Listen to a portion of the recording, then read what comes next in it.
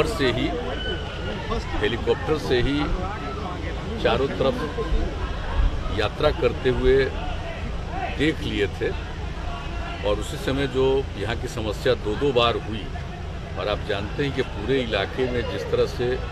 लोग दुष्प्रभावित हुए हैं और जिस तरह से पानी बढ़ा था नेपाल में भी और इस साइड में भी, तो उसके चलते लोगों को बहुत परेशानी हुई थी और बहुत लोग इसको झेले थे। तो ऐसी स्थिति में तो उसी समय आकर के हम लोगों ने देखा था और उस समय जो कुछ भी किया जाता था लेकिन फिर भी वो बार बार टूट जाता था। तो ये सब तो हम लोगों ने पहले भी देखा है, लेकिन बाद में जब बाढ़ का दौर ख़त्म हुआ तो ये बात तय थी कि इसको तेज़ी से काम करना है ताकि अगले वर्ष लोग बाढ़ से प्रभावित न हो। तो इस तरह से पूरा का पूरा काम जो कुछ भी ज़रूरी है वो ये डिपार्टमेंट के द्वारा किया जा रहा है। इसके जितने इंजीनियर्स हैं और एक्सपर्ट्स भी हैं और बहुत सारे काम के लिए तो इन सब चीज़ों के लिए हमने NIT पटना को रखा है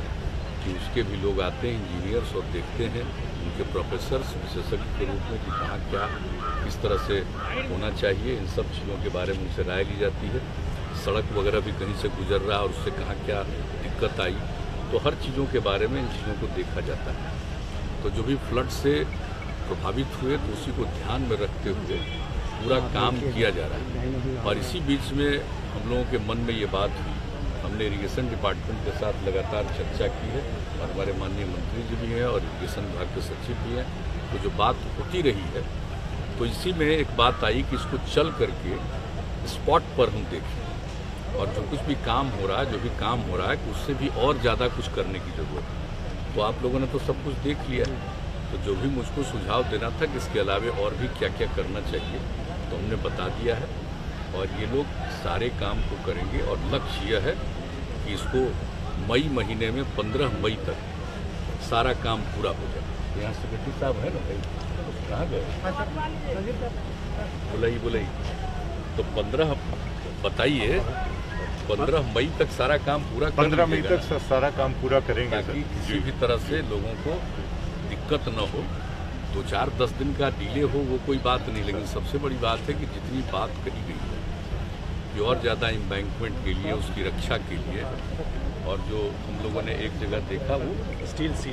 सीट पाइप, उसका भी हमने सजेस्ट किया है पॉपुलेशन कि जहाँ पर बहुत पॉपुलेशन है उसके बगल में कोई एम्बैंकमेंट बन रहा है और उसको फिर वहाँ पर उसको सुधार कर रहे हैं तो स्टील सीट पाइप लगा देने से बहुत प्रोटेक्शन होगा।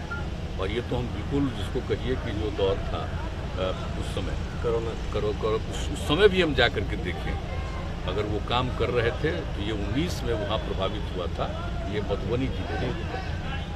वहाँ पर इन लोगों ने कहा कि हम लोग इस तरह से उसको पूरा का पूरा प्रोटेक्ट करेंगे। तो आप जानते हैं कि उस समय 19 में हम लोग तो जल जीवन हरियाली अभियान के लिए कार्यक्रम कर रहे थे